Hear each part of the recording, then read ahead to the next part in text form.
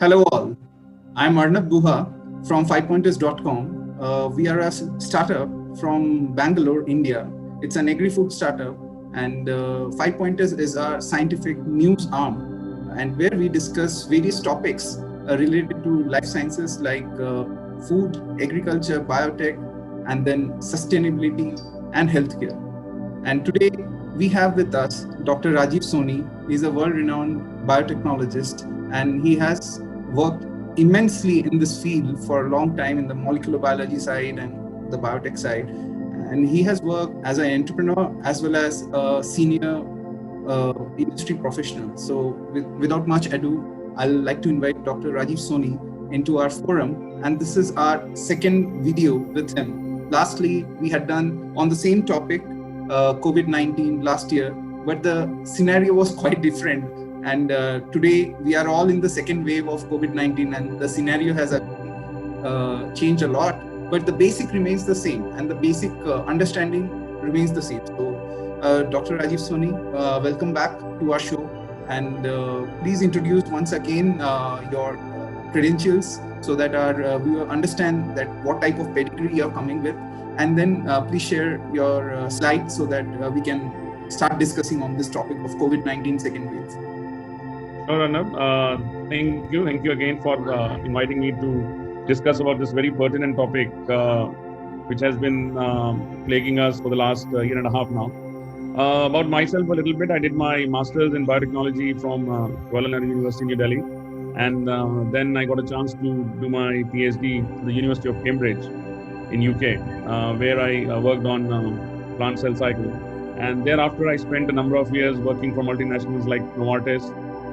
Also worked in US in different pharmaceutical companies, and also worked for US Naval Research Lab on bioterrorism. And at that time, I was working on anthrax. So we got a grant from US Army. That was way back in 2001. And then I came back to India, worked for Ranbaxy for 3.5 years, and then started my own company called Primas Biotech, which I headed for almost 7 years. And then I moved on. I worked for companies like Biocon, Novozymes, and currently I'm working at RAS Life Sciences. My last company was RAS Life Sciences, which was part of Biomerio. And currently I'm with Rivara Labs, which is part of Genie Laboratories in Bangalore. So that's in brief my introduction. And this topic is very, very pertinent, as Arnab mentioned, that COVID-19, which has not only caused a lot of infection and mortality all over the world, but also has led to the economic downturn pretty much across major parts of the world. So I'll just straight away go on to the topic. I'll just share my screen. Just give me a second. There's a lot of news on the social media, on the television, on WhatsApp, Facebook, and you name it. And not all of that is true. And people get very afraid and they get into an anxiety mode, and that actually causes much more problem than helping everyone. So I'll start with the structure of the virus. The reason I wanted to show this was on the left-hand side, you see a virus on the outside, how it looks like, and you can see these purple protuberances. And this is what is called the spike protein. And that is the one which is the culprit, and I'll talk more about it. And the right-hand side of the picture shows the cross-section of the same virus. So you can see that there is a spike protein on the surface of the cell. Again, you can see the protuberances, which are the purple, pinkish purple protuberances. And within that, there is a coiled nucleic acid, which is basically the nucleic acid of the virus. And in this case, it's an RNA virus. And it is again coated with certain proteins. So these are the two things you need to remember, that there is a spike protein. Obviously, there are other proteins in the virus as well, but these are the ones which are for this particular talk you need to remember and understand. And has the structure changed over a period of time, the base structure? So the base structure remains the same, but there has been mutations in the spike protein, which I will talk about. Okay. So let's first talk about some of the facts about COVID-19. What we knew around 8 to 10 months back. Most of it has remained the same, and I will highlight where the differences are. So as we all know, it is caused by the SARS-CoV-2 virus. and it belongs to a member of coronaviruses. And the reason they are called coronaviruses because you see the crown which is being made by these spike proteins, and that's why they are called coronaviruses. And they have been there for long time with mankind, and it causes cold in humans. But this one is particularly a little different. And the beauty is, or the good part is, that 80 to 86% even today will not develop any symptoms or will have mild symptoms. And it's only the 14 to 20% of the population which develop symptoms which would require treatment. And out of these 14 to 20, there are 5 to 7% which would require hospitalization. So what we are looking at is only these 5 to 7% of the population which would require, if you may call it, an intervention at hospital, which means either oxygen or a ventilator or a treatment under the supervision of a medical staff. So if we are careful enough, then even this can be prevented, and I will talk as we go along. But this is the population, or this is the percentage of population which we have to be careful about and protect, so that we can overcome this disease sooner than later. And initially when this came, it was only the elderly population which was likely to contract the disease. And this is the reason, because the elderly population has a weakened immune system, and the weaker the immune system, the more the symptoms you develop.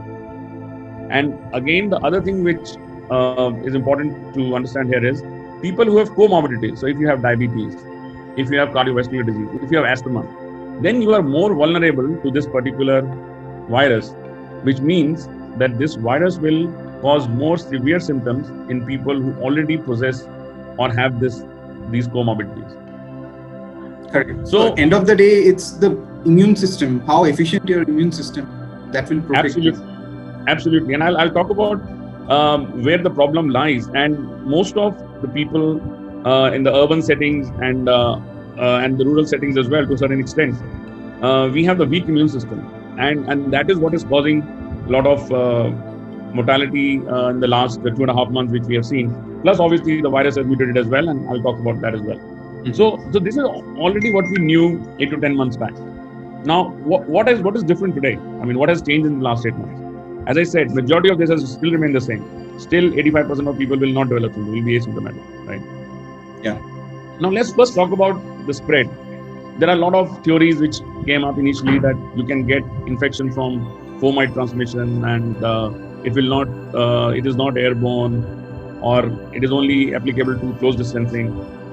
To a certain extent, yes, it's true, because what happens is, how do you get infected? When an infected individual coughs or sneezes, that person will release droplets from either the mouth or the nose.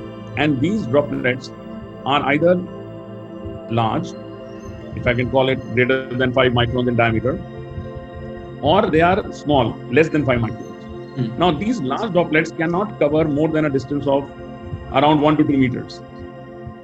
Now, and that is why we practice what we call social distancing.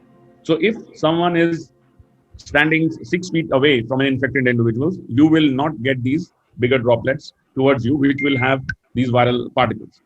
Now, what happens to the smaller droplets? Because these are small, and as you can imagine, the smaller they are, the lighter they are, and they can travel a little more distance in the air. And that is where we call it that this disease is airborne. Now, this has been there right from day one. It's not that this has come up in the last 6 to 8 months, but people ignored that. And that is why we are getting more infections than the second wave, or people are talking about the third wave. So these airborne particles, or both of them are airborne, obviously, but the ones which are smaller can stay longer or float longer in the air and go to a distance of more than 1 meter. So then it will settle down in the ground? Yeah, then it eventually settles down. Now, these studies have shown in the last 6 months that they remain in the air or in the vicinity of that infected individual for almost 3 hours. Now, if you happen to go to a region where somebody has coughed or sneezed, who's an infected individual, and you go within that 3-hour window and you remain there for 15-20 minutes, then you are more likely to get this. So it is not that if you just pass through that region, you will get it. No. You have to remain there for a good 15-20 minutes to get that infection inside your system. So the mainstream media recently caught the attention of the Lancet study, which said that COVID-19 is an airborne disease. So Right. there was a lot of panic which was created among the public, and Correct. I was really But- scared to move out of the home from that scare. So in one way, it is Absolutely. people are not at least maintaining some isolation or self lockdown, but in other way, it is not correct for the media, mainstream media especially, to understand which study to tell to the public, because the public does not understand anything on this. Correct. And that is where I was telling about the role of the media. I mean, the media will pick one study and talk about it and make it sensationalized, which need not be done, right? So it has been, the virus has been airborne from day one. But because this study came now, and well, there were studies before that, but media picked this particular Lancet study, which came only 2-3 weeks back, and then people got scared. Now, the issue comes, if you get scared, or if there is a fear and anxiety in the system, your immune system is the first one to get weak. And the more weakened your immune system, the more vulnerable you are to getting COVID-19. So it's got a sort of a reverse effect on you, and it's more detrimental once you have the fear and anxiety in your system. So that is not good, and that's where the role of media has to be very, very positive. But unfortunately, that has not happened. Now, these two droplets, as I mentioned here, will cause the disease. Now, again, if you come in direct contact, which means you come in direct contact with the patient. Suppose patient is at your house and you have not isolated that patient, you can get it. If you are in indirect contact, these hospital workers who are attending to a patient, they can get it from these. So that's why you have to wear the particular PPEs, the protective equipment, so that you don't get it. So broadly, this is how it will get infected. Now, all this fomite transmission, getting it from surfaces, is less than 2%. 98% of the time, this is how you will get infected with COVID-19. Because what happens is, virus outside the system is dead. And this particular virus uses these spike proteins. So once these spike proteins, or it lands on a surface, and they are neutralized either by a sanitizer or by anything else which disrupts their structure, they can no longer go and infect inside the human body. So all this fomite transmission, yes, it is there, because if it just lands and you happen to touch that surface and then you happen to touch your nose or mouth, yes, it will happen. But less than 2% of the time. 98% of the time, this is how it will spread. So what are the symptoms? Some of the symptoms are, I mean, it's obviously very high fever is something which you have to be careful about. Because of this, which one comes first? In your opinion, which one comes first? The first one is high fever. Now, because the sore throat or the cough or the headache can also come from a regular infection, any bacterial or viral infection. But if you have very high fever, that is what you have to be careful about. A fever of 99, 99.5 is okay, no issues. But suppose you have fever of 101, 102, which is not going away for a few days, that is when you need to be more careful about. Now, obviously, because of the viral particles in the system, in the respiratory tract, you will have irritation, which will lead to cough. There will be headache, and obviously difficulty breathing. You'll have chills, sweats. And some of the recent, when I say recent, mean last 6 to 8 months, there have been other symptoms like diarrhea, vomiting, rashes on the body. So all these in combination. So let's suppose you only have rashes. It can be just an allergy to something you have eaten the day before or something in your food. So it doesn't mean that if you just get a rash, you rush to the hospital. And that is what also has been playing havoc on our system, because people with just one minor headache, they try and go to hospital and try to occupy a bed, which could have been given to a patient who would actually have required that treatment or that particular bed. So let's not create issues for the healthcare system for no particular reason. So yes, if you have the right, and I'll talk about the 2 phases of the disease going forward. So, but in general, these are the symptoms of COVID-19. And typically it would start from fever, cough, and then breathlessness. So this is the sort of... Here I have some first-hand experience. I just want viewers that I had contracted COVID-19 infection even before the first lockdown of 2020. So I contracted on March 10th, that was Holi. And my whole tenure of the infection went for around 1 month. We started the early intervention. But in my case, I have celiac disease. I am gluten intolerant. So definitely the immune system is very sensitive. So in my case, I had all these symptoms even last year also. But not all the symptoms were happening at a time. It was like a sequential way it happened. And now when one of my family members is also infected, but she is recovering. So that is the second wave, and how the patient is behaving and what are the early interventions we need to do. So that is extremely important. What you were saying, that instead of putting pressure on the healthcare infrastructure, which is obviously not that infrastructure is developed for the whole nation. So the infrastructure should be utilized by those patients who are in the severe category. And absolutely. If you miss, in my opinion, if you miss on the first 3-4 days of the symptoms coming in, and then you just think of a little bit of kada or little bit of steaming, it will not going to help. You need to take the full course of thing in the first 4 days. Where people, in my opinion, they are faltering is they are somehow they are still in the denial mode, that they it is something very pandemic type of situation. They still think it's just a viral fever, it will go, and my immune system is very good, I am very healthy. But obviously it is not. Otherwise none of the people would be going to hospital or asking for an ICU bed. Yeah, absolutely. Yeah. So now let's talk about the double mutant for a while, and I'll come back to the disease a little later. So why did it develop and how did it develop? What is, and people think, well, some people think it came from somewhere else, and there are conspiracy theories that double mutant was planted by someone. No, that's not true. So a virus, when does it mutate? Mutation is what? Mutation is the change in the genetic material. And that can only happen when the virus multiplies or replicates. And when does the virus replicate? When it enters the human body. That is the only time it can replicate. Now, once it is outside, it cannot replicate. So it cannot mutate outside the host. So this means if suppose the virus is in the air and it does not get any human being for it to infect, it will not replicate and hence will not mutate. So that is quite a difference. That is the difference between the bacteria and the fungus.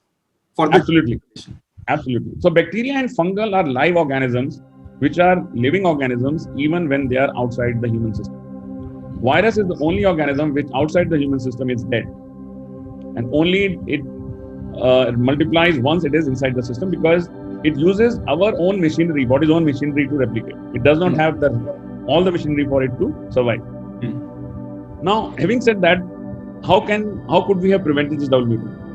If we practice the norm of social distancing, washing hands frequently, having the right kind of immunity, wearing masks, then it would not have spread from one person to another. And if you see what happened in the last 2-3 months, as a country, we all are responsible. We did elections. We also conducted Kumbh Mela. So all that allowed the virus to infect others and replicate quickly. And that is what is, and more the replication, the more the mutants. So today we are talking about the double mutant. In another maybe few days, there may be more mutants coming in. So this could have been prevented, but anyway, now it is there. So I'll talk about it. What does this mutant do? So there are, the reason it's called double mutant is because there are 2 particular amino acids which has changed, and which makes it more infectious than the original strain. This means it can now infect more people. So not only it can infect, obviously the symptoms will be more severe in people who are aged because of weak immune system or with comorbidities, but it can infect more people. Now, but the mortality rate is less than the original strain. That has to be kept in mind. But why mutation happens in virus? So that's a general phenomena. So see, the virus, for it to survive, has to remain one step ahead of its host, because the host also develops defense mechanism. So then virus mutates to remain one step ahead, because the virus survival is only possible if it outperforms the host. So it mutates so that it can infect in a much better manner. But virus normally will not want the host to die, because if all the host dies, then the virus is also dead. So typically the mutation will happen to make it more infectious than the original strain, but not mortality wise. And that is what is happening in this strain as well. The mortality rate is less. But now your question may be, well, then why do we see number of deaths? Right? Now the thing is, in the last year, the infection was maybe 30 to 40,000 people, and the death rate was 2.5%. Right? Today, the infection is per day is around 3 to 4 lakhs. Now, a small percentage of 3 to 4 lakhs is obviously a larger number rather than 2.5% of 40,000. So you see, if you see the number of deaths are between 3.5 to 4,000 and the infection is around 4 lakhs. So typically it's 0.5 to 7.75% to 1%, right? But because the infection is in larger number of people, that 0.75% of that larger number becomes a larger absolute number, and hence that. Now, the same thing applies to this double variant as well. That only 5 to 7% of the total who are infected would require hospitalization. And even that can be prevented, as you just mentioned, Arnab, that if timely intervention is done, even that can be prevented. But unfortunately, that did not happen, or people don't have the right knowledge to do the intervention at the right time. Now, because I it is think more we are Yes. really we as a government of India has to really develop strategies in terms of educating people, because Absolutely. whatever the strategies was there last year, definitely it didn't work because people were casual. Even the Correct. activities were also casual in their approach, and I think something or somewhere the lacuna is, and if it is continuing even after this current second wave, then it is really I don't know whom to blame, the people or the government. I think I would say a bit of both, because see, what do people do? People would, it's like when you are at home, right, and you have children. How do the children learn? Most of the time, they would see what you are doing, right? Yeah. So they will follow what you are doing, and based on that, they would have certain assumptions, or they think about, okay, this is how I should do this. So it's not usually your communication, all the time, right? By seeing or by looking at how you behave, they would learn something. Yeah. Similarly, when people saw that, okay, my government is conducting elections, they're allowing a religious festival which is happening, this means that COVID-19 must have gone, or it's at very minimal level. So if that is the case, we can also practice similar things, right? Yeah. So that is what probably happened, right? So now coming back to the infection, because now the infection rate is higher, it is affecting everyone, right? Because obviously it wants human host, right? So whether it's a younger person or the older person, previously, because even if it was infecting a younger individual, the infection rate was not that high, and they were getting either no symptoms or mild symptoms. But now, because the number of people infected are more, even those people, 0.75% of those people are also getting affected in terms of the death rate or mortality. So And here, again, one more point I would like to add here, that as per the serological survey, right, state, so what is the ballpark figure looks to be that for every one reported case of COVID-19, there are 25 unreported cases. And if that is so, then every day, if we are getting a reported figure of 4 lakhs, so 4 lakhs into 25, that is 100 lakh, 1 crore. So almost like 1 crore of people are getting infected every day. And they may be asymptomatic, or they may be recovering on their own at home. That's why it is not coming into the government's data, but definitely then it is like in a 12 months time, the whole country should be getting a herd immunity. Which is also it is also not happening. But I don't think so. It is 25 times in reality. Maybe it is 4 to 5 times. Okay, not 25. Because no, I don't think so. Because if you look at one thing you have to look at is, if you look at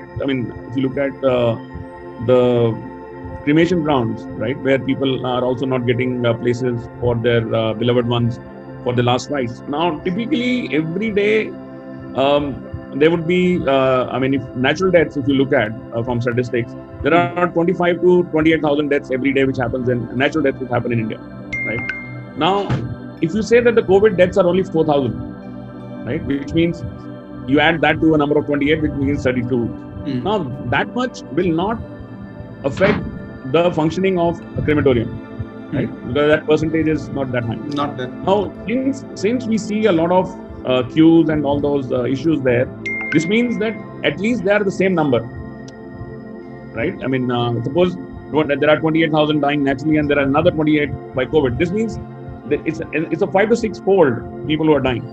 I'm just giving sort of a ballpark figure. So this means there's a 5 to 6 fold more people getting infected.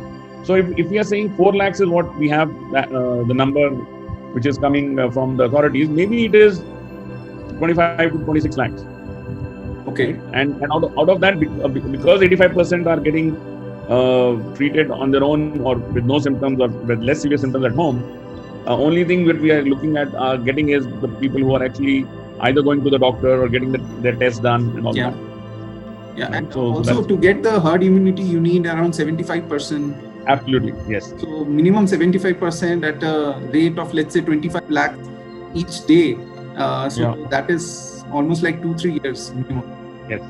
Or the other way around is that if you vaccinate at least 80% of the population, but then with our country it's a challenge because of the numbers of vaccinations. And till today, to give you a number, we have vaccinated around 11% of Indian population. And if you compare it with the countries, I'll come to that. There is a slide on that as well. Yes, sure. So now again coming back, if you look at the last point here, still people with weak immune systems develop severe symptoms. So if your immune system is good, then you will not develop severe symptoms, which means you won't even require to be hospitalized. Yeah. So you can get a treatment from the doctor, from your physician, and you can be fine within 8 to 10 days. So the major difference in this mutant is it is more infectious, and that is why when you see on the media tells you about 3 lakh people infected. What they don't tell you is that 85% of them are getting okay as well in 5 to 10 days, and that is where the discrepancy is, and that instills anxiety, fear in public, and because of that anxiety and fear, your immune system is suppressed, so you become more vulnerable to COVID-19. So you see, it becomes a feedback sort of loop. Absolutely. I think not much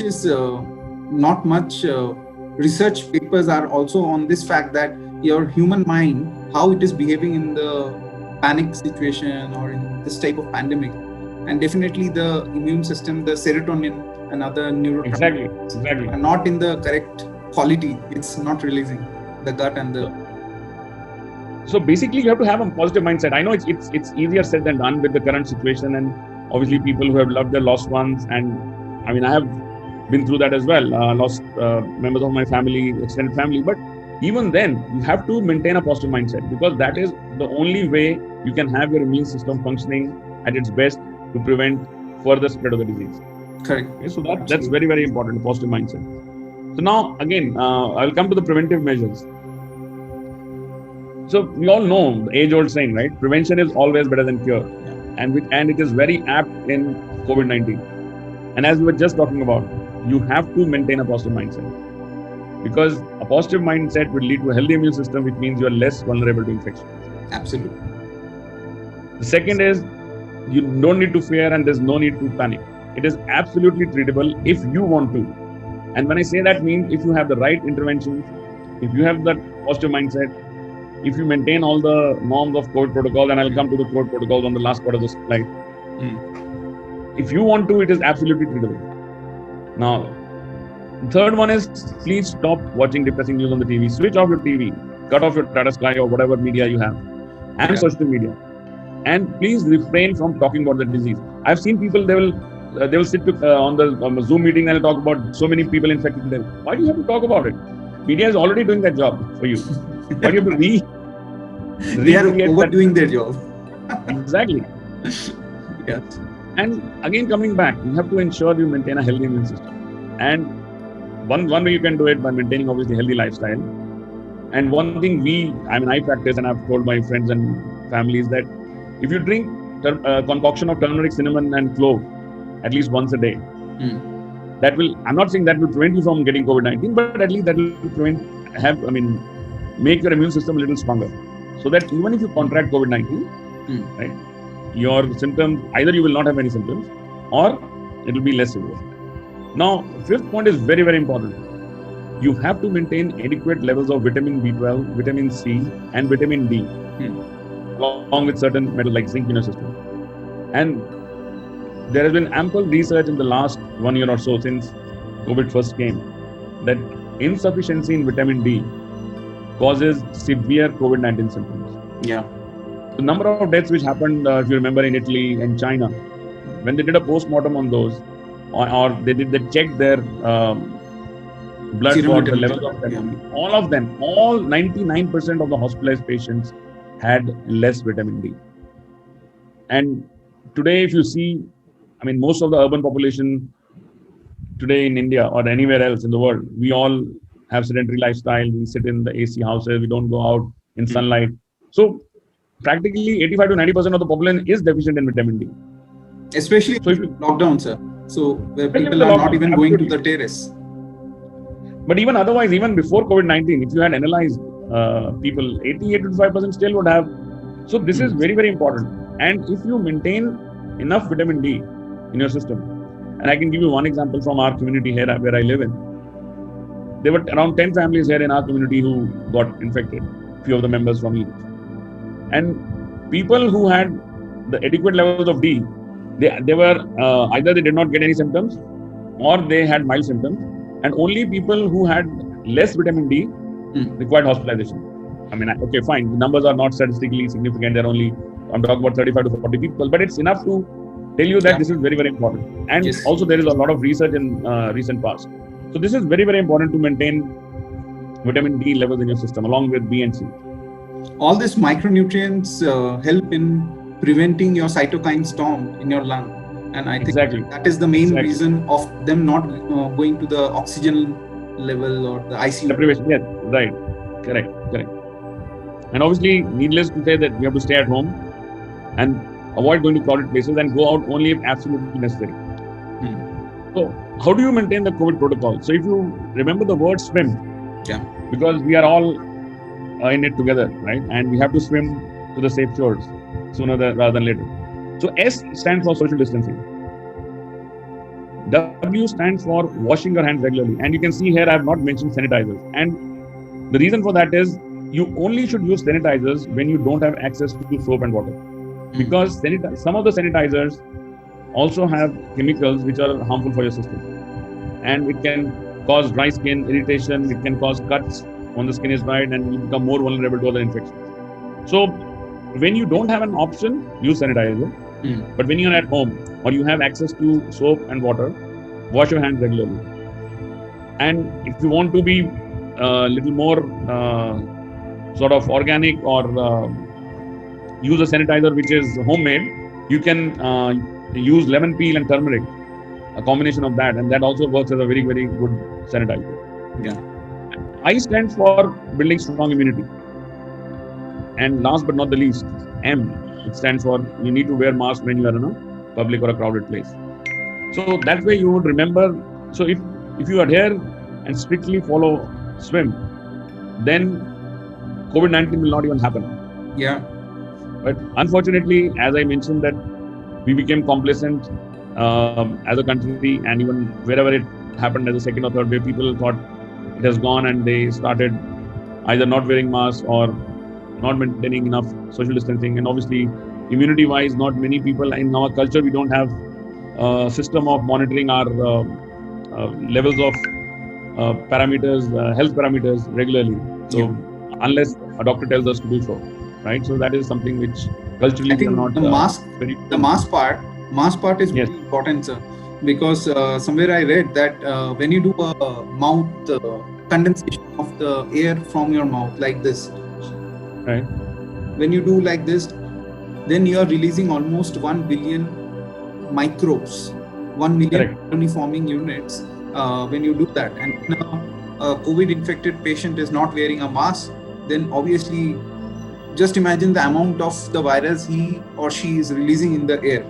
So the double masking helps in even better when you are going out, but at least some level of mask by the patient as well as you, then it decreases the risk many folds. People are not wearing the mask in the last 5-6 months before the second wave. That is one of the biggest reason why all this thing happened. You're right. I fully agree with you. I think this is where as I said, the protocols were not adhered to properly, and hence it led to more infections. And again, as I said, virus, because it can replicate only inside the host, so you allowed the virus to transmit from one person to another, right? So the more you will allow that, the more infective it will become down the line. So we could have avoided the second wave, but now that we have it, we need to take precautions. So if I just show it visually what we need to do, social distancing, as I said, at least 6 feet, the more the better, but minimum 6 feet distance. If you have to go and meet friends, family, for reasons beyond control. And washing hands properly. You first rinse with water, then you apply soap, then you apply soap for almost 20 seconds, rinse with water again, and dry with a clean towel. Yeah. And again, I have removed sanitizers from here. As I said, only use sanitizers when absolutely necessary, when you don't have access to water and soap. Obviously, eating fresh fruit and vegetables would definitely help. For non-vegetarians, obviously, I'm not saying they should not eat non-veg, but they can definitely eat lean meat, chicken, fish, and eggs. And last but not the least, please wear your mask when you're in a crowded place. Don't think that the COVID is gone, and it's not going to go away for another few years. Yeah. And the more we adhere to these 4, the better off we'll have, and we'll not have a third or a whatever wave people are talking about. But yes, we have to be very strict with these 4 measures. Now, so these were the preventive measures. But what do we do when you get COVID-19? Yeah. Right? So you need to understand what the disease is, and only then, and some of this we talked about timely intervention, and I'll talk about that as well. Only when you understand what is happening, then you can do the proper cure. So again, as I said, even if you get it, even if your RT-PCR is positive, don't panic, because even in that panic, you will make your immune system weak. So keep a positive mindset. Now, how do you know? Because as 85% of infected individuals would be asymptomatic anyhow, even if you get COVID. Now, if you have a very high fever, right, without any particular reason, which means you are practically staying at home, not going out anywhere, but suddenly from somewhere, either from your maid or anywhere. So you have trouble breathing, right? Or you have severe body aches. Then get your RT-PCR test done. And even if you cannot get it done for some reason, if there is a huge queue or there are issues of getting the results on time, please isolate yourself and seek medical help immediately. Yeah. Right? Because I've seen people, when they are getting RT-PCR report as positive, they are 100% sure that they have got COVID. But once they see that particular word that you are positive, COVID positive, then suddenly, I don't know what happens to them, they suddenly drop in their energy level. And that is the time where the person is severely like in lack of oxygen, they are panicking, they are not in their full sense or the stability of the mind. And what sir is telling is 100%, I've seen it with my own eyes with few patients. So it is very important that the positive mindset, even if you get some infection. See, getting an infection is almost like riding a motorbike in a road. You drive safely, but you cannot control other people driving safely. So as long as you are driving safely, at least 50% of the danger is averted. But if the other person is driving unsafely, then you may also end up in accident. And that's the accident that we talk about when you get a COVID infection. And so it may not be your fault. Almost it may not be your fault, it may be others' fault. But once you get an infection, then fight it out. There is no other way other than to fight it out. Correct. So as I mentioned, you have to isolate yourself and seek medical help immediately. Which means within 2 to 3 days, when you have your high fever, and that high fever is leading to your trouble in breathing. Even suppose you don't have oximeter at home, for example, not many people have it, or they may not have access to it. But if you feel that you have some breathing trouble, this is where it is telling you that it can lead to severe symptoms. And if you seek medical help immediately, you can overcome the severity. Don't wait till, because sometimes people are saying, "Oh, I was just waiting for my RT-PCR test to come in. I don't know whether it's positive or negative." And that might take 7 days, but then that is too late by the time you go to the doctor. Again, I'm not saying going to the hospital. I'm saying consulting a physician and trying to take medication which you can take at home. Now, there are 2 phases of this disease. In the first 4 to 5 days, or day 1 to 6, if I can take that window, is when the virus is multiplying in your system. So virus has entered your cells. It has, using that spike protein, it has bound to the cells, and now it has entered and making more viruses. And this is when all these drugs you talk about, I will take the example of one of the antiviral drugs, remdesivir, because this has been in talk a lot in the last 2-3 months. And there was a lot of drugs being sold in the black market. And this is only helpful while the virus is multiplying, because it's an antiviral drug. It stops viral replication. it does not do any good once you have entered into the cytokine storm or the inflammation has started, which happens in day 7 to 12. So when that happens, and this is again, I'm talking about those 5 to 7% which require hospitalization. Rest, all 95 to 93 to 95% will get cured at home or will be asymptomatic, as I mentioned before. Now, day 7 to 12 is when the virus starts causing inflammation and you are into that cytokine storm or cytokine shower kind of stuff. And that is when you require steroids. For example, I've taken one example. I would like you to just give the basics of these two words. One is inflammation. Yes. And another is the word of steroid. So how will you explain to our viewers these two things? Okay, so inflammation is, when you, what happens is that when the virus is multiplying in the system, the virus is recognized as a foreign particle, right? And there is a lot of cytokines which are released by the system to control that. And because this virus attacks, because your immune system is at a lower, so there's a lot of cytokine being released, and that is what is causing the inflammation in the system. And this can only be countered by the use of specific chemicals called steroids, which suppresses the release of these cytokines. And I've taken one example here, which is dexamethasone, because it has been used in one of the clinical trials in UK in the last year, and it has shown to help patients come out of the cytokine storm or the severe inflammation. And the second thing which also needs to be taken, again, this is all under medical supervision in a hospital setting, is blood thinners.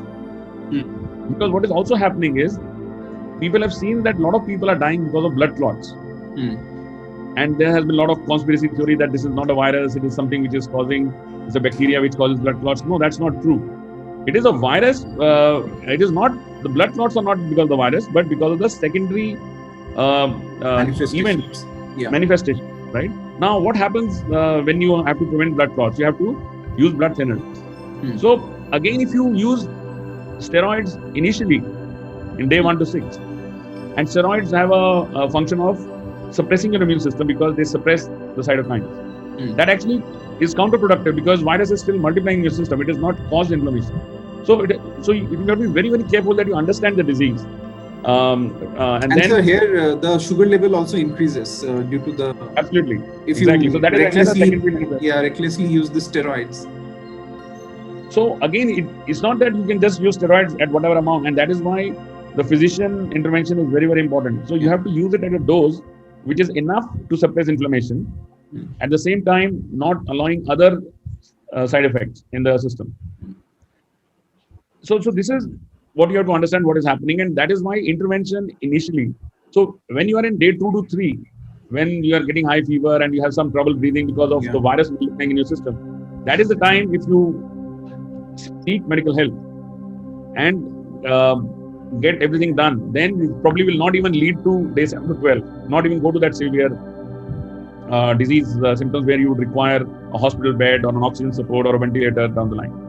And that is where the problem happened, that because people were not aware, because people waited in some cases for their RT-PCR test to come, or they thought, okay, this will subside on its own. So combination of different factors led to a lot of people rushing to hospitals, which caused chaos, which we saw everywhere, pretty much across India, and specifically in Delhi and Maharashtra.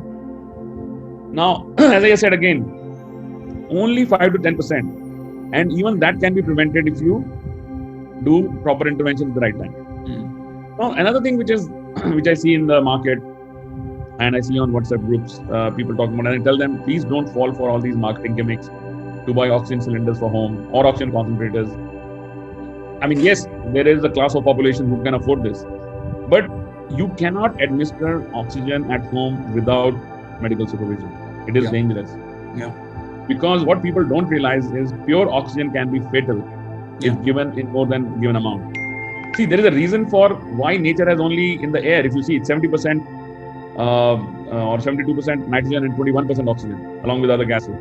If pure oxygen was so good, nature would have given us 99% pure oxygen, right? I mean, there is a reason why there's a combination of different gases. So, but I see this rampant, and again, companies making money and selling oxygen cylinders and concentrator to people. even if you buy one, okay, I mean, psychologically you can say, well, I have an oxygen cylinder at home, but you can't take it unless there is a medical doctor giving you that in a proper manner. Flow rate and yeah, exactly. So flow rate matters depending on how much your lungs require, because if you give more than required amount, this pure oxygen can lead to superoxide radicals in the system, and that can damage your cells, which can be more harmful than COVID-19 and can be fatal, in fact, pure oxygen. And that can definitely tarnish this DNA strands. I think the oxidation. Exactly. It absolutely, and that is why it is fatal, because it messes with, or it actually is harmful to your genetic material. Yeah. Right. And so you have to be very, very careful. And unfortunately, again, there are enough companies out there who are selling this, and people are buying it. I mean, you must have seen a lot of advertisements and people. And there is no doctor supervision at home. It's just exactly. So how do you know? Telemedicine type of what we say, at least some doctor interventions is required. Correct. So absolutely, you need to know. Like gas you need to know what is your basically. Exactly. So you need to know your SpO2 levels. You need to know what is the flow rate required. So without a medical supervision, we won't be able to know that. And so it's dangerous to, do that. So I'll come to what are the issues. What has happened and why we are in this second wave. Yeah. Now, if you see the overall death rate, right, it's less than 1% in India. Even if I take the statistics from last year, 95 to 98% are getting cured. Now, I understand for someone who has lost their loved ones, that 1% also becomes 100% because they have lost their loved ones. But again, it could have been prevented if we had done intervention, we had more information, the proper information. Now, another thing which is happening is, you might have heard in the news that some people are false positives or false negatives, are very common now than it was in the last year. People were not knowing the word as false positive. Only in our scientific fraternity, people were using these words. Correct. But now everyone is somehow using this word. And right. So what has happened, what is different from last year and today is, there has been extreme pressure on COVID-19 testing. I mean, people are getting tested as if it's a fashion, right? Yeah. People will just go and say, oh, I'll just get a test to see if why do you want to do that? If you don't have symptoms, if you are okay, why do you just want to go to a laboratory and make yourself more vulnerable because there will be other people coming there, right? Yeah. And even if you get the person at home to take your sample, how are you so sure that the person is coming in is fine, right? So why do you want to take that risk, right? So now there is an issue with sample transport and storage, and as many of people would not know, this is an RNA virus, right? And if you don't store it properly, this sample, the RNA will degrade. Yeah. If the RNA is degraded in the sample, it will not show.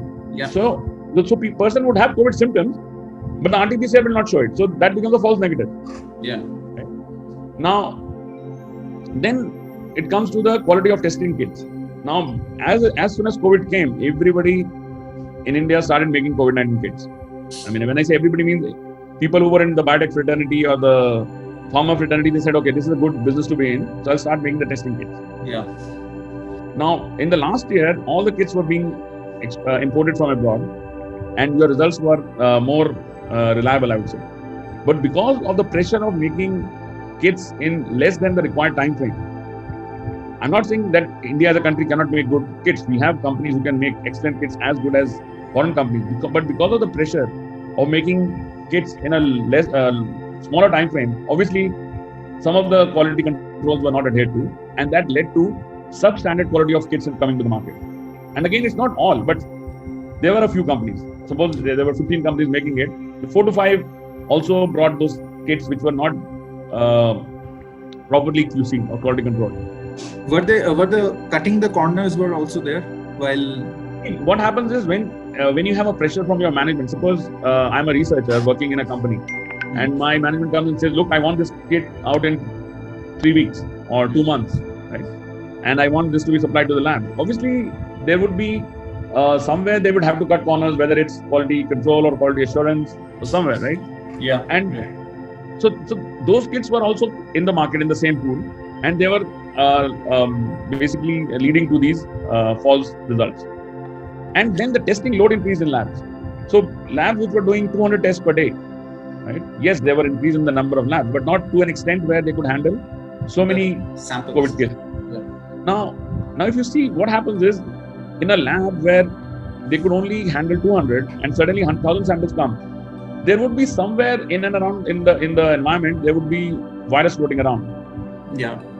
So even if you don't have a COVID symptom and you just went and did the test for, just because my friend is getting it done, I'll get it done, and suddenly you get a positive, you start panicking. I don't have a symptom, but why? How come I got a? So that's why I said false positive and false negative started coming in. So, sir, can you just, even in a slightly simpler term, can you tell us about the cross-contamination between the samples in a lab? Even if it is a NABL accredited lab, but how, right, even if the sample number goes 5x, 10x, but the cross-contamination is obviously a big issue. Correct. So what happens is, suppose, as I said, your lab is equipped to handle 200 samples, which means you have enough people, enough storage capability to properly store and extract and then store the nucleic acid only for 200 samples. Now, if you have more than that, this means you have to either keep it somewhere outside, or you have to use makeshift arrangement of storage, right? And so in that case, if there is a leakage, or even in the aerosol, you open the tube outside in the environment where you are not supposed to open, then in the aerosol, the nucleic acid can float around and can lead to a positive result, even if you are dealing with actual negative sample. Because but the storage, if the manpower, if we increase the manpower, will that help? Like 10 people working in a lab with 200 samples, the management manpower, yes, to a certain extent. Yes. Yeah. So to a certain extent, yes, manpower would help, but then you have to have the adequate storage facilities as well, because just by increasing 2 more people to get in the sample, but they have to be stored properly, right? They can segregate the samples, fine. But what about storage? What about extraction? So everything has to be taken into account, right from human resource to storage to testing, everything. And so all that has put pressure, and that has led to these spurious results. Yeah. Now, as I mentioned before, sir, one more question. Complacency was, yeah, please. So in this, as per your experience goes, what might be the number of cases of false report were detrimental to the deaths, in your opinion? A very hypothetical. I would say not too many, but still 4 to 5%. 4 to 5% of the total number of deaths, or to the ICU stage people? No, 4 to 5% of the testing which was done. Okay. Right. Suppose there were 100 tests done, so 4 or 5 tests were spurious, let's say. But right? So that is that 5% of the wrong results are leading to the deaths? That we don't know, right? I mean, unless we don't know that 5% was it in a person given to a person who was already had comorbidities, right, or not, that we don't know. So suppose, let's say we said that there are 4 lakh cases per day, right? Out of that, if you say 5%, that's a huge number. That's a huge number, right? Yeah. Which don't know whether they are really positive or really negative. Yeah. So and that is just because of this pressure on the testing. And again, as I said, people were getting tested. I know people who will call me and say, I'm getting tested for COVID. I said, what happened? Do you have symptoms? He said, no. Everybody is getting tested in my locality. So I'm also getting tested. Yeah. Which was not required. And that is when you put pressure on the system, right? And same case with hospital. Actually, unke liye. Exactly. Unfortunate, but that's true.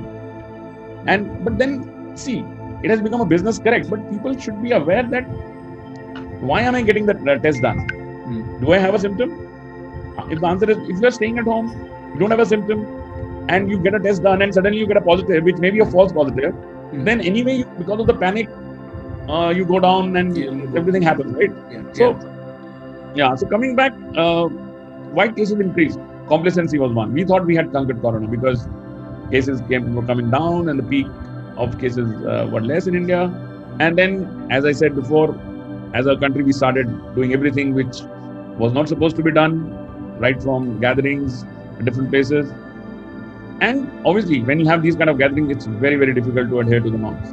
Yeah. No matter how much you tell people to wear masks, but it's not possible. I mean, and the whole thing is to avoid. November season was also a marriage season. And then, yes, marriage season, festival season, Diwali, Dussehra, everything was happening. Yeah. And I mean, people took it lightly.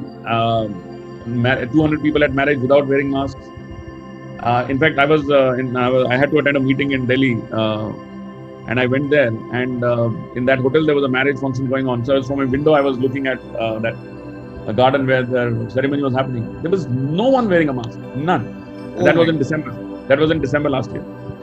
So, and what do you do? I mean, so that's something which, and obviously that leads to infection, and it doesn't show up immediately, right? It will show up a few months later, which it actually did. Yeah. And then coming back to this thing, please don't listen to the media because it creates more fear and panic and weakens your immune system, basically. Because all what media shows is how many people, I mean, they will either show the number of cases going up or they will show the pictures of cremation ground. They will never say that these many people have been cured or. So I think that positivity is missing as overall, which actually makes you feel bad and there's a lot of anxiety. You will not believe that in some of the media, not only showing the crematorium where the dead bodies are being burned, but also in certain cases where due to lack of crematorium, people are burying that near the river or somewhere. Right. The dogs are eating the dead bodies. So even that type of visuals, not exactly, but from a very long. Why you have to tell to people what people exactly do? If there is no crematorium, no word, what people can do? They cannot do other than panic. I think this is one of the things where people have to be responsible enough, and where it is also that freedom of speech is there for the media. I think the media is not valuing this, and sooner or later, I feel that there will be cut down on the freedom of speech. Yeah, whether it's in a social media for a company like us, if we totally go haywire and talk rubbish, then obviously there has to be some rule to even curtail what we are trying to say. So in social media, there is almost no rule. Anyone can tell anything, and then companies like YouTube and Facebook and Twitter, they can do whatever they want. What they don't want people to hear, even if it is a good thing or an important message. So in either, there has to be some responsibility by the media houses as well as the media, as well as the people like us. I feel. Yeah, I mean, it goes both ways. And I'm not saying media should not show what is happening, but it should be balanced, right? If they're showing that people are getting infected, the other side of it should be shown as well, that there are these many number of people who are getting cured, right? So people get a balanced view of the whole thing rather than only seeing the negative side of the entire stuff. So, and obviously the people are to be blamed as well because they started going out without masks and not adhering to these norms. Correct. Yeah. So the other thing is that we need to ensure that we have proper ventilation at home. And again, there is this fear that if I go out, there is COVID in the air. No, it's not. You have to have proper ventilation at home because otherwise what happens is you are breathing in your own virus. What you're releasing own carbon dioxide, right? Or own microorganisms. So you have to breathe in fresh air. I mean, if possible, you can sit in a balcony if your home allows that, or you can walk near your premises. It's not that COVID is out there the moment you go out. And because that is not true, but that's the fear people have, that if I go out of the home and walk outside, I will get COVID, which is not true. You go and wear a mask, it's fine. And maintain distancing. We're not saying you go and meet people. So if you maintain enough distancing and go for a walk with a mask on, that's fine. There is no issue. And obviously now that we have the vaccination, I would urge people to get vaccinated. In India, I'll talk about the 2 vaccines we have. Yeah. And currently what we have in India is affording 70 to 80% protection after 2 doses. Okay? After you have taken both doses, you get 70 to 80% protection. Now, again, there is a myth here. People think if I'm vaccinated, I'm okay. Now I can go without a mask. Yeah. I can do everything without adhering to a protocol. No. Vaccination does not mean you won't get infected with COVID-19 or with the virus. Vaccination means it will prevent severe disease symptoms so that you don't have to go to the hospital. You can still get infected, but because you have now antibodies against the virus, your symptoms will be less severe. You still have to maintain COVID protocols. Yeah. So that is something which people need to keep in mind. So in this case, I think the recent directive by US government, I think the CDC or someone, where those people who have taken the second dose, they can Right. roam about without mask in US. Right. Yes. It's more than a prevention or a protective guideline. It was more like a marketing of the vaccine, which is not the correct way. Whether in India or abroad, I think those people who are taking vaccine, they need to still be showing some constraint and Correct. ask so that through them others do not get whatever the virus is being shed. Correct. No, you're right. See, the other thing, if you compare, as you said, in US, they have given this directive recently. So what happens there? The concentration of people per square kilometers is not that high. So even if someone goes who has taken the 2 doses and they go out in a place, let's say to a supermarket, for example, or to a park, there will be enough social distancing anyhow because of the number of people being there, right? So at least that is still taken care of, which unfortunately does not happen in India. Right, because of the density of population. Yes. So even if you get vaccinated and you go out without a mask, you will be very close to another person, right? Which is different in US. So maybe to a certain extent, it can still be okay in US. I'm not saying, I mean, right or wrong, but it is still okay because there is enough distance. But it is still better to wear a mask. To yes, protect absolutely, yourself, absolutely. Right? So now let's talk about the 2 vaccinations, just to tell people what is there. And I still remember, sir, your slide, which you had done 8 months back, and that you were discussing, I think 3-4 vaccines in a video, and see how the things have evolved. And I was just going through the long video that we have done in a very fast pace. And what I can still say that video is still relevant today. It's absolutely because we are trying to create a masterclass.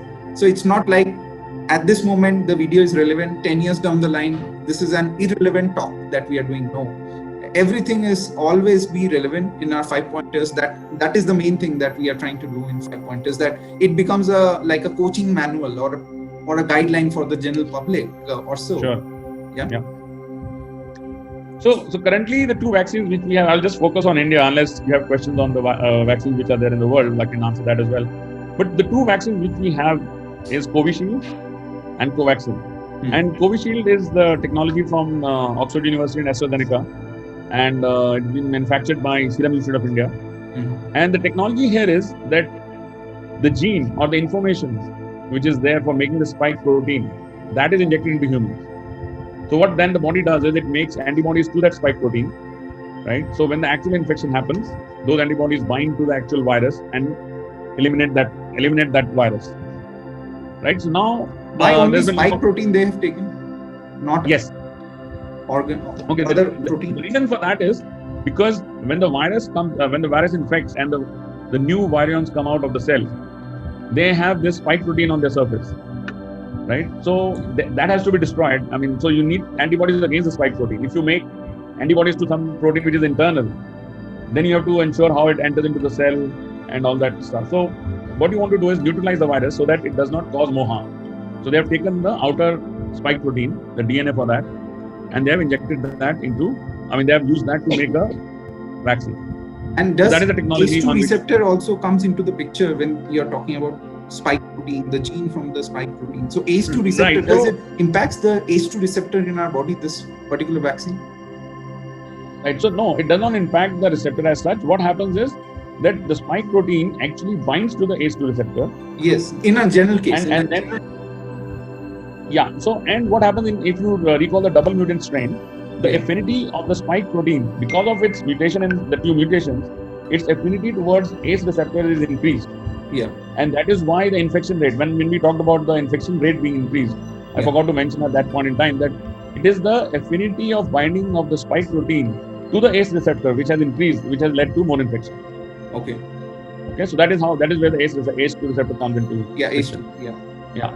Now coming to this vaccine, there's a lot of talk about when should we take the second dose, and initially it was said 4 to 8 weeks, and now we hear that in the last couple of days that it is 12 to 16. So that is based on the Lancet study recently. In last week there was a paper in Lancet where they saw that if you give a gap of 12 to 16 weeks, then the efficacy of the antibodies in protecting against the virus is 35 to 40% more than Okay. if the dose was given in 4 to 8 weeks. Now, there's a lot of speculation that this is being done because we don't have doses. No, that's not true. Maybe it's the coincidence people have taken that, but because the time is increased, that people are equating it to doses not being there. But it's actually a study by in the medical journal Lancet that which talks about it, that the efficacy is much more, and that is only the Covishield, right? So that is So in terms of the Covishield, sir, the first dose is the milder dose, and the second dose, whenever it happens, it becomes the booster dose. What I understand. absolutely exactly. So why? Exactly. Why?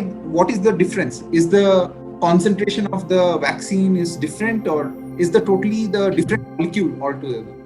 No, it's not a different molecule. It's the same vaccine. See, what happens is in the first dose, you are priming your body to build your cells, the B cells, which are the antibody-making cells, right? And in the second dose, you are boosting the production of antibodies from those cells. So not only boosting the production of those cells, but also making cells make more antibodies. So the dose is the same, the vaccine is the same. But then Because you it would be 3 dose, like small 3 dose, or why only 2 dose they are restricting? Okay, good question. See, the studies they have done in phase 2 and phase 3, they have shown that with these 2 doses, you get enough protections. So there is no need of giving a third dose. And obviously, because the cost, there is a cost of manufacturing, Yes. right? There is cost of making the vaccines and compliance of people coming and taking it. So it's the whole logistics also. So when they compared between the 2 and 3 doses, the 2 dose was sufficiently fine to make enough antibodies to combat the virus. So hence, and typically in most vaccines, there are 2 doses, and there are very few in which you have to take a third dose. But the antibodies through this vaccination of Covishield, what I am hearing that it is not for the lifetime. It may be for 6-7 months, or maybe lesser than that. Correct. So that is where there's still, not enough data out there. Yes. But there is a speculation based on the phase 3 data is that they will not last more than 4 to 6 months. 4 to 6 months. 4 to 6 months. So now once we have enough data in actual people setting, we will come to know what is reality, and then if need be, then there's another booster dose which needs to be given. Okay. But why, sir, before we go to vaccine, one question definitely comes to my mind that, so this is a question, okay, scientific question. I don't know the answer. When we are giving the vaccination to children, okay, the polio vaccine, diphtheria vaccine, pox vaccine, or measles. So that is something which say that in future you will not get a pox or you will not get a polio. So the antibodies in that time also, obviously the technology is not mRNA technology in those vaccines, but definitely the antibodies is being made for the lifetime. And also what I understand that over a period of like 50 years now, 40 years, then we know that when we have to give vaccine A, vaccine B, vaccine D for different viruses or bacteria and all. So like 2 months this vaccine, 3rd month this vaccine, after this vaccine. So there is a gradation, and that is possible because of the historical evidence that the medical fraternity have given to the doctors. And I see that still they are even improving every 5 years or 10 years. They are still pinpointing the changes in the level of or the duration when this vaccine need to be given or not. So I think we don't have that luxury of the historical data for COVID-19. But definitely my question is, if we still have to, that is my hypothesis, okay, my question and my hypothesis both, that like polio vaccine or any other the general vaccine that we are giving to the child, it is being effective when you have zero load of that particular virus or bacteria in the body of the child. Then you inject that vaccine, then there is a greater chance that the T memory cells will be having a better memory of the antibodies. That means the quality of the antibody will be much better. But now what is happening is, as we all are in the pandemic situation, here we are trying to save life of these 4,000 people who are dying every day. So in this mayhem that we all are in, so there is no particular directive, what I feel it should be, but it again adds to the cost that unless you have zero viral load of this COVID-19 virus in your body, you should not take the vaccine. So how true it is? Do you think that it is a important point that the viral load in the body should be almost zero before taking this vaccine? See, so there are 2 points here. You mentioned about there are vaccines which kids have been taking, like diphtheria, pertussis, whooping cough, polio, right? And we get protection for life. Okay.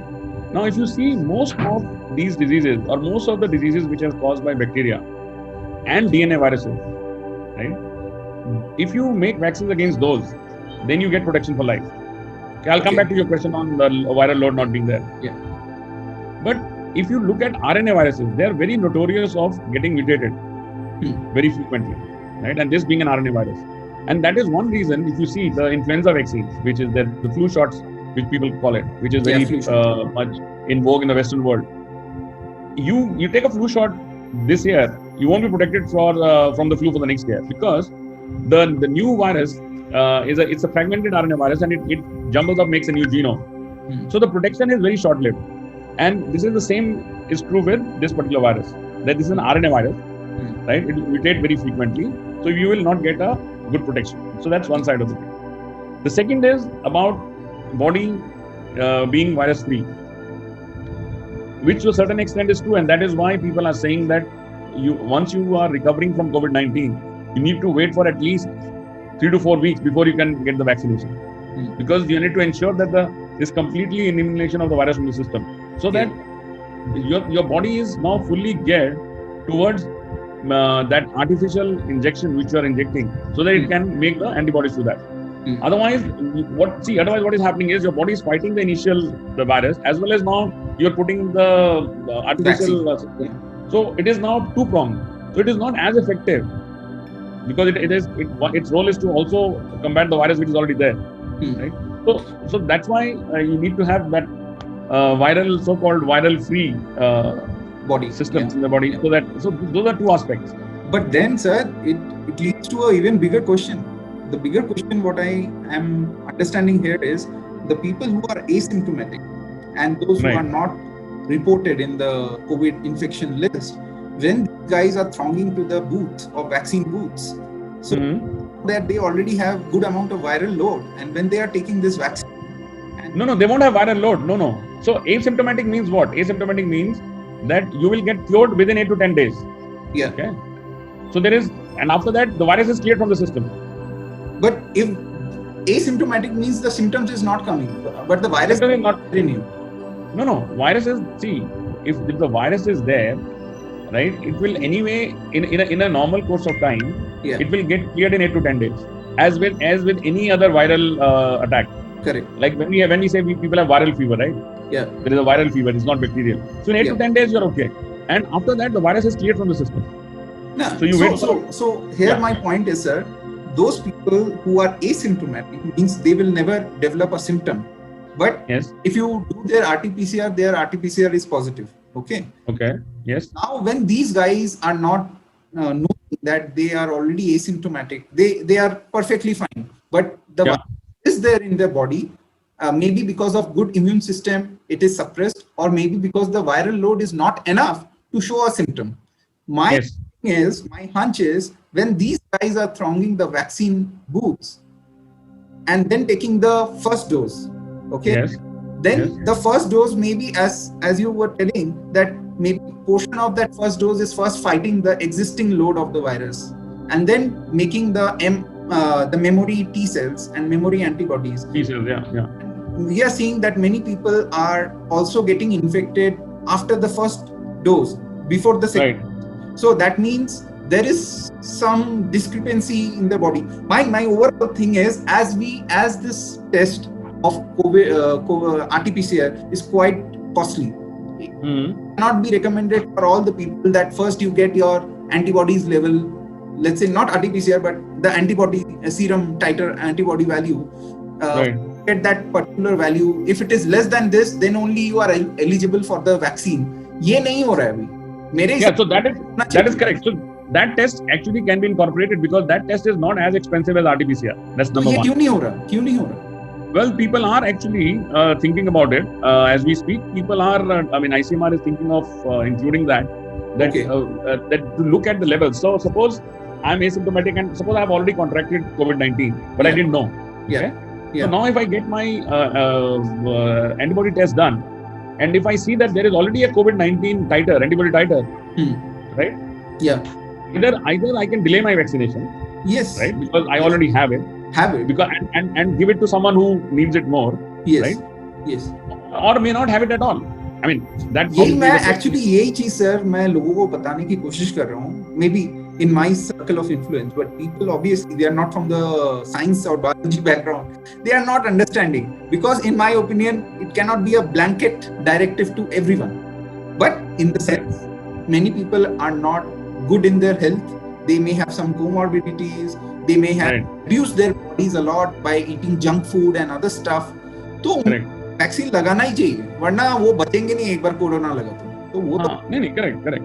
सो वही टाइटर value बहुत important रहेगा कि आपके body है या नहीं है. वो मेरे हिसाब से जो एटलीस्ट लोग अभी लगाने के लिए जा रहे हैं, जिनके पास थोड़ा बहुत पैसा है, 1000-2000 या 500 रुपए इन्वेस्ट करने का, they should first test their antibody level and then check doctor and then go to the vaccination. It may not be possible by all people in India. They may not have money or the resource, but those people who are in the city who can, correct, or in the urban population who can see. That's what I was saying. Rather than getting oxygen concentrators and oxygen cylinders, this is a more valid test which you need to get it done. Yeah, absolutely. To understand where you stand in terms of, because you may have got exposed to the COVID-19 virus or the SARS-CoV-2 virus, and you already have antibodies to it. So you need not go in at least in the first phase. You can wait till the second phase. Yes, you should get it done later on, but at least get other people who need it more than you do at this point in time.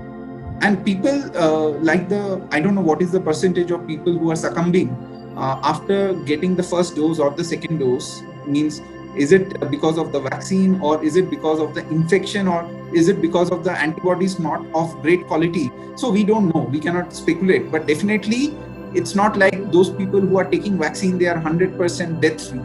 वो नहीं हो रहा. No, see again, your protection from vaccine will only come 4 weeks after the second dose is done. Yes. Yeah, because your body needs time to make antibodies, memory cells, and only 4 to 6 weeks after the second dose, your that 70 to 80% protection I was mentioning happens. It is not that after one dose you are all protected, and that's where the myth is that once you get the first dose, people start roaming around thinking that बिना mask के घूम रहे हैं और बोल रहे हैं कि हाँ हमने तो लगा दिया, हमने अपने पापा को लगा दिया और ये कर लिया वो कर लिया. Vaccine does not mean virus will not infect. That is not. It will still infect if you are in the vicinity of the virus. और मेरा एक और अजीब सा हाइपोथेसिस है, पता नहीं ये कितना अजीब है मेरा, आप थोड़ा वैलिडेट कीजिए साइंस के एंगल से. मेरा है कि अगर किसी के बॉडी में एक good amount of coronaviruses है, not even antibodies but coronavirus है, थ्रेशोल्ड लेवल कम है लेकिन है, वो जब जा रहे हैं वैक्सीन लगाने के लिए, तो vaccine is a poison for this virus, correct. So उस टाइम पे हो सकता है कि the virus, in order to protect itself, first mutate and then try to leave the first host, and then it get transmitted to the second host. Because what I feel that, okay, there were a lot of social gathering, non-masking and other stuff, but if you see the graph of the second wave and the graph of the vaccination, both are almost parallel to each other. And what I feel, when you say graph of vaccination, meaning what? The death after vaccination? No. The people when they started vaccination. People when they started. It might be a coincidence, or no, but that's not how the system works. It's not that the vaccine is creating any issue. It's just that if your amount of virus in your system is less than a threshold, definitely it will not cause a disease. But your body has still recognized that as a foreign and made antibodies. That is for sure. But वो mutate कर सकते हैं ना जब उसके पास vaccine. Mutation only happens when it is replicating inside. Once it has replicated and the body has developed antibodies to clear it, after that it's cleared from the system, unless there is a reinfection. When it is replicating, then it will replicate its own brother and sister. But when it is seeing there is a poison coming to kill it, it will change its avatar and become a. No, but the vaccine itself is not a poison. Vaccine itself is actually the spike protein DNA. Vaccine itself is not an antibody, right? See, what is vaccine doing? Vaccine is the same. So the only difference between, let's look at Covishield as we are here. In case of a virus, it is the entire virus with a spike protein on its coat. Yeah. case of Covishield, it is still the spike protein of the virus. It is not an antibody which we are giving in. Yeah. Right. So in both the cases, the body will recognize it as a virus also. It's for the body, it doesn't matter. For the body, it's seeing the spike protein. So body is recognizing whatever is on the spike protein, but the virus. Body doesn't know it whether it's the whole virus or it is only the spike protein. Correct. Body has nowhere to, right? So for the body, it is recognizing the spike protein on the virus, and now it is recognizing the spike protein which is being made due to the vaccine. And in both the cases, it is going to make antibodies. So that is not a problem. And when this antibody is going to the virus, then it is able to neutralize it. Right. So what happens is, suppose after 2 doses, right, you get an infection from COVID-19. Now, because your body already has antibodies, it will start and has those B cells, memory cells, it will start making those antibodies because it recognizes that I have antibodies against this protein, and it will utilize it without causing you symptoms. Yes. Yeah. Absolutely. So that's what. So coming back to Covaxin, can you just? So Covaxin is one which is made by an Indian company called Bharat Biotech, and the difference between the two is that in case of Covaxin, it is the entire virus which they have taken and inactivated it using certain chemicals and then made a vaccine. Right? So instead of only the spike protein, it is every other protein on the surface of the virus. Okay. Which is being seen by the system. Yeah. Right. And it is not only making antibodies to the spike protein, but also whatever is present, as I showed in the picture in the beginning. So whatever other proteins are there, it is also making, because it's a whole virus. And then in this case, the second dose is more effective.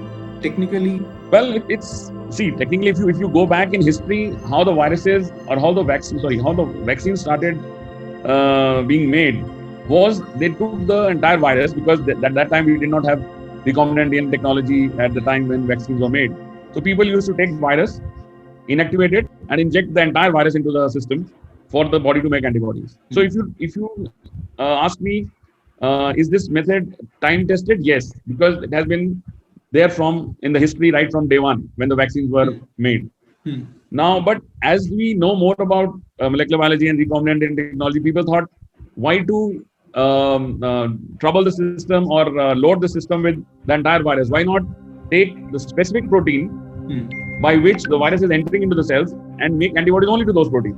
Because obviously there are in the body, when it is making antibodies to other proteins, it is using this whole machinery, right? So they're saying, why to put unnecessary load? So that's another thought process. So as technology improves, people are now looking at specific protein, as I mentioned. Both are mRNA technology. No, they're not mRNA. No. In case of Covishield, it is the DNA of the spike protein, which is injected. Okay.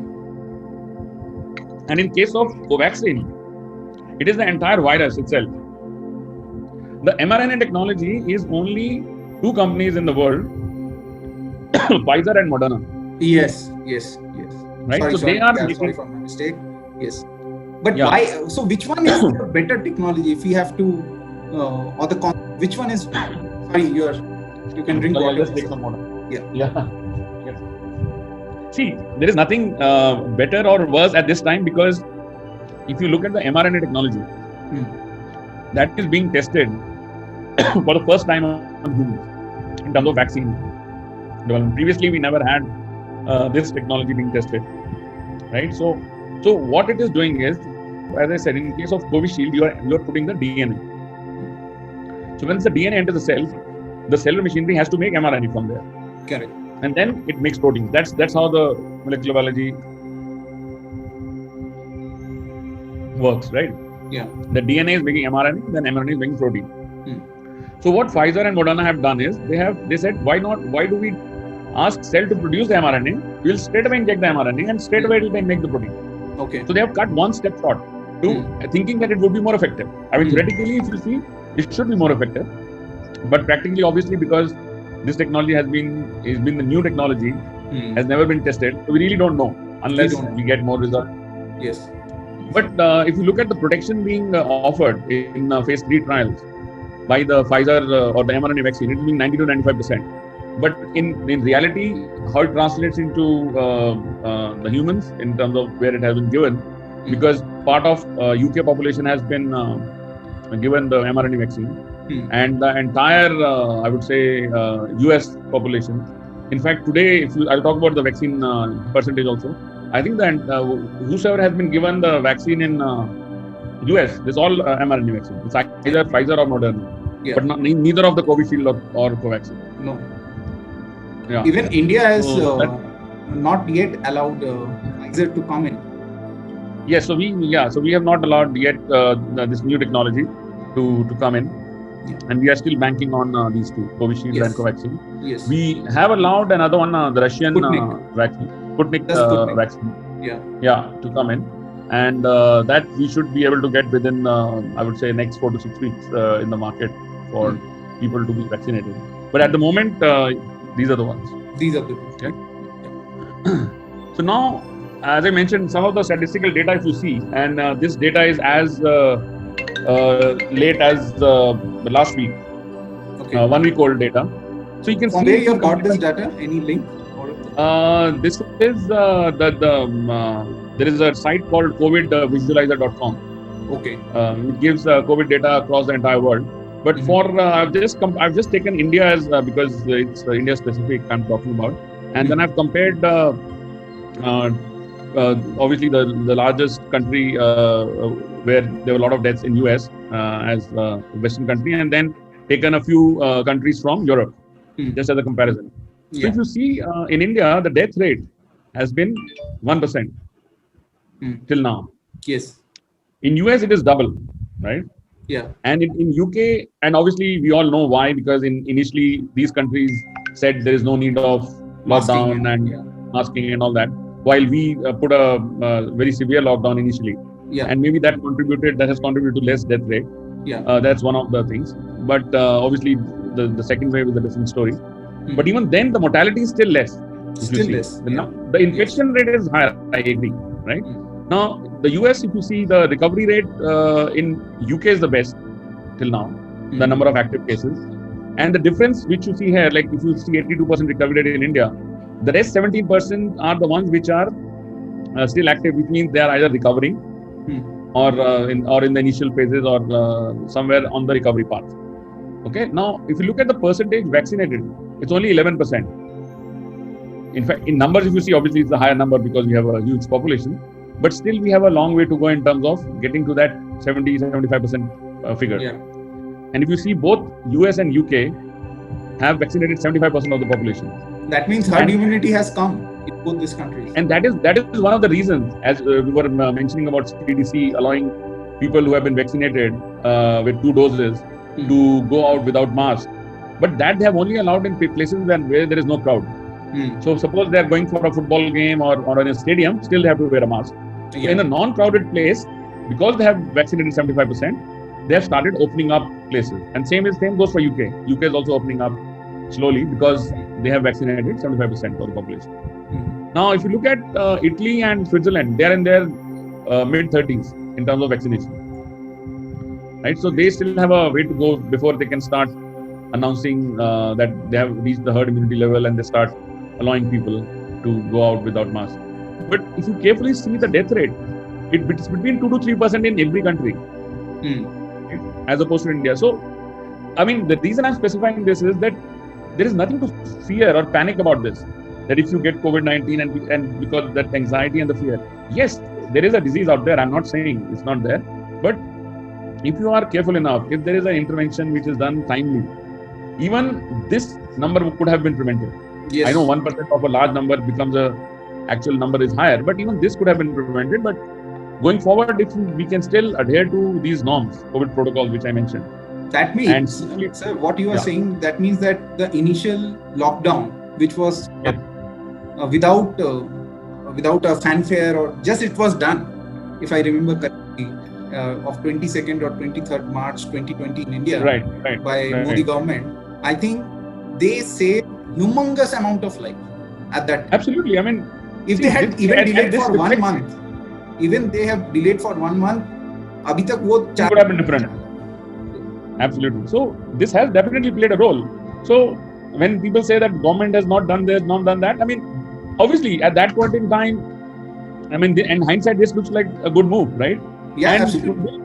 because of the sheer number of people we have, there are certain things which went haywire. I agree, but even then, if people would have intervened at the right time, even those requirement of oxygen cylinders and hospital beds could have been managed properly if the intervention was done in the right manner. I think that is something which we have to learn from this. And if we learn quickly, then I don't see a third wave coming. Third wave, nahi. I am very I mean, interested to know the same table for Australia and Israel because of New Zealand. okay. Australia, New Zealand, and Israel, because in Israel almost 90% or more than 90% are vaccination done, okay, by their own vaccine, I think, and maybe Pfizer. And then New Zealand is claiming that they are also totally vaccinated. No, they are not vaccinated. They are hardly. No, New Zealand is claiming COVID-free. COVID-free. They are 3% vaccinated, but they are COVID-free. That is a very interesting thing in New Zealand. No, because they isolated the country and they adhered to the COVID norms very, very strictly initially. Yes. And they isolated the entire country much before. And I mean, in fact, if you go back in time, the international flights which we banned somewhere in March, April, if we could have banned it in December, things would have been very different, even better. Right? The numbers would have been much better. But then, obviously, hindsight is always a good side to look at. But so even now, what I'm saying is, if we adhere to the COVID norm, if we have the timely intervention, we can prevent the third wave, which people are talking about, right? But provided people are disciplined enough to follow the COVID norms, I think that's very, very important. And just the third wave, sir, absolutely. And the third wave, what people are talking, I don't know whether you have one more slide on that, but third wave, they are saying that the children will be now affected because that is the only population which the virus is as of now sparing. Quite a lot. So if the third wave in October comes for the children, do you think that it is a reality, the possibility is quite high, or you can say that we can still prevent it? My feeling is that we can prevent it, provided we are, as a country, we are disciplined enough to follow these norms and go to the doctors at the right point in time. But if we fail to do that, then yes, there is a chance of us getting hit.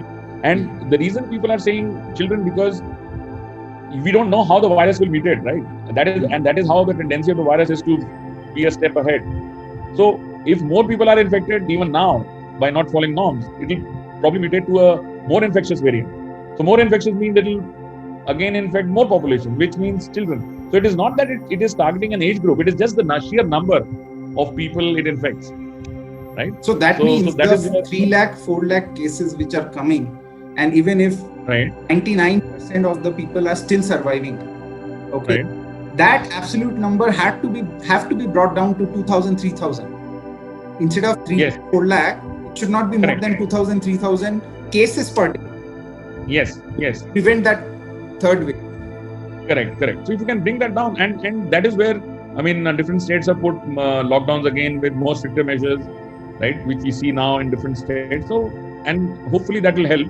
And see, one is lockdown by the state, by the government. Other is self-discipline, which is very, very important. Yeah. See, why does government have to tell us to adhere to these norms? We know that these norms have to be followed as individuals. So if all individuals living in communities, living in different parts of the cities and town, if all of us adhere to that and ensure that we don't allow virus to jump from one person to another, it will die off its own natural death. And that's how, and that is how you can prevent it. Correct. If you go back in time to 1918 when Spanish flu was there was no RT-PCR, there was no fancy technology. Only thing that they managed to eliminate the virus within 2 years by social distancing and mask. That's it. Yeah. Right. So, and it is possible. It's possible. Same we are saying now. We are saying adhere to these 4: swim, social distancing, wash hands, build your immunity, wear mask. You adhere to this strictly and in a disciplined manner, things should be fine. And I think this type of unadulterated thought process, what you are telling to our viewers for so many minutes now, I think this is very extremely, and this type of unadulterated thought can only come in 5 pointers, what I think. And people should thank you for having me. And we always like the way you are explaining such a critical, after seeing the word death, it is almost like we are getting palpitations, but obviously it's a method to the madness. So We have to Correct. understand, we should not panic, we should understand the fact and reality, and then try to, obviously what sir is saying, that we need to prevent the third wave, and it is only in our hand. The government cannot do much. If we are they can tweak disciplined it, enough, right? we cannot do, nothing can happen. Absolutely, self-discipline. And I'll just use this last slide to show that, just on the lighter note, that actual virus is the media. I mean, when they're giving information, right? And the pandemic is people's behavior, and that's where I call it discipline, right? Correct. And the cure for it is common sense. Common sense is, if you adhere to these simple protocols, absolutely, right, and proper timely intervention, things will not happen. And there's an article I had written a week back about COVID-19 crisis in India, what may have gone wrong, and some of it we discussed in this talk. Correct. So you're most welcome to come and read that. And I'll put this link in the link below in the description, so people can go and read. तो basically मैं ये बोलना चाह रहा हूँ कि अभी तक अगर नहीं जागे हो तो भैया आप पता नहीं अब कौन आपको जगाएगा। सब कुछ आपके सामने सारा इंफॉर्मेशन हमने रख दिया है, अब तो जाग जाओ, क्योंकि मे बी आप कॉन्ट्रैक्ट कर सकते हो, थोड़ी बहुत मिस्टेक हो सकती है, लेकिन वो इतनी बड़ी मिस्टेक नहीं होनी चाहिए कि आपको हॉस्पिटल जाना। एग्जैक्टली, चलो चले भी गए, लेकिन इतना पॉजिटिव माइंडसेट रखो कि आप वापस आओगे। मतलब ये एकदम बीमारी नहीं है, लेकिन ये you have to be strong enough mentally, and the whole family has to stick around to the patient. I think that's the main resolve. Absolutely. I think it was a very excellent presentation by you, sir, and I'm just seeing that if I miss any questions to ask you. One question is on the 2DG technology. What do you think about that? That's the new therapeutic which is coming. See, there are a number of 2DG is one of 2-deoxyglucose is one of the interventions, therapeutic intervention which is there, and that interferes with glycolysis, where the cells need energy, and it interferes with this glycolysis so that viral replication cannot get enough energy or virus doesn't get enough energy to replicate, and hence the virus will die. But then the question remains is how do we prevent this 2DG to affect the glycolysis in other cells, right? So that is something which remains to be seen. But theoretically, it seems to be a good technology. In addition to that, there are others. There is one which Zydus Cadila is working on, which is interferon technology, which they believe can help in viral clearance. There is another antiviral drug which is being made in Western world called Molnupiravir, which is an oral tablet and it's not an injectable. And then there is obviously a nasal vaccine being made by Bharat Biotech, which they believe can be a game changer. There's one technology from Israel called CD24, they call it ExoCD24, and this protein they give as an inhalation, and they believe or they claim that it can clear the virus within 24 to 48 hours. And then the last one is a Canadian company called Senotype, which they have this spray of nitric oxide, which helps kill the. So there are plenty of interventions out there, but then obviously it remains to be seen when they are given the clearance from the regulators, and they actually are used in setting where people are taking that and how many people are getting. So there are quite a number of promising technologies out there, and it remains to be seen which one of this will be a game changer. But I believe that nasal vaccine, if it works the way they are describing, could actually be a game changer, because that is something non-invasive, because people don't like getting shots in their arm and all that. And it also straight away can be applied to the nasal cavity, which is the entry source of the upper respiratory tract. So, and it can lead to mucosal immunity as well. So, but again, once it is there and we take it, so there are plenty of technologies out there which could be of interest, and it remains to be seen how soon they can come into the market, and we can be back to the old lifestyle before COVID. And lastly, one last question. One thing is what we are now very curious to understand, and this was a new to me because I'm not from the pharma background, but from the food scientist, being a food scientist. So the repurposed drug, the category of repurposed drug, when I was researching on this, I found that there are so many drugs which are, let's say, a combination of 1 or 2 or 3 molecules, which were given or made or invented after a certain period of time, let's say even 2 or 3 decades after the first molecule which was given for a particular effect. Okay, so Right. my question to you is, if the government, not only in India but across the world, saw that repurposed drug can be an important category, why they haven't promoted that in many clinical trials, rather than telling that no, this drug does not work or X drug does not work.